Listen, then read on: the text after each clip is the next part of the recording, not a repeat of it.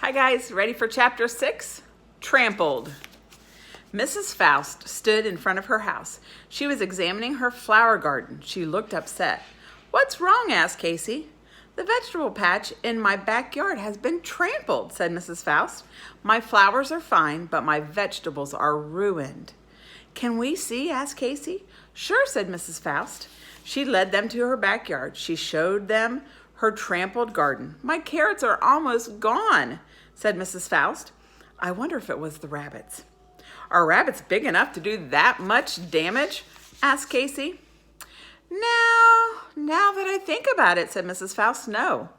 "A pony is," said Leon. "Do you think there are wild ponies in Fruitvale?" asked Mrs. Faust. "I don't know," said Dottie, "but something big damaged Mrs. List's fence this morning." "And Emma Bunn mentioned seeing something about a pony," said Leon. "Can we look around your backyard for clues?" asked Casey. "Of course," said Mrs. Faust. "Go right ahead." Mrs. Faust went into her house. Dottie, Casey, and Leon searched the backyard. "I'm not sure what we're looking for," said Dottie. She stepped carefully around the squashed vegetables. "I'm not sure either," said Leon. He stared at the ground. Then he stopped. He bent down and picked something up. "But I think I found it anyway." He proudly held up a horseshoe.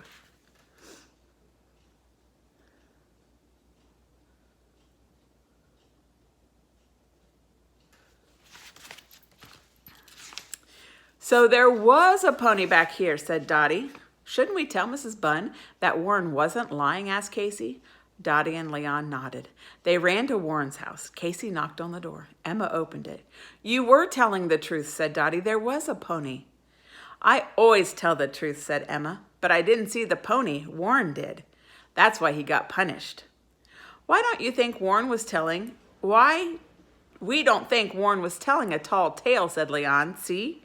He showed Emma the horseshoe. "Mommy!" Emma called. "There is a loose pony in Fruitvale."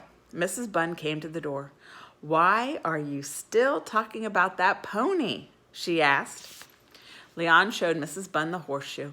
We think Warren was telling the truth about the pony," said Dottie. "So he shouldn't be punished." "Warren wasn't being punished because he saw a pony," said Mrs. Bunn.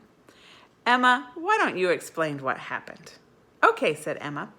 "Warren told me there was a pony in our backyard. Then he said there was a zebra. And he said if I went out and looked with him, we might find a giraffe and ride it." "What time was it when he told you that?" asked Mrs. Bunn. "I can't tell time yet," admitted Emma.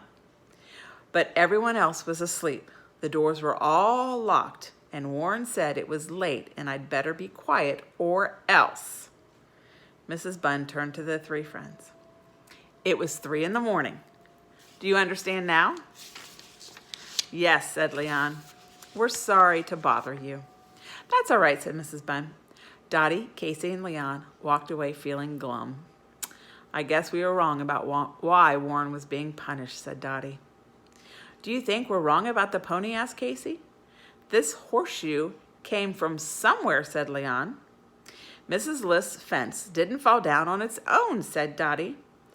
"Do you know what time it is?" Casey asked. Dottie didn't need to look at her watch before she answered. "Yes," she said. "It's time for the calendar club to go to the clubhouse and figure this out." Chapter 7, Trapped. See you later.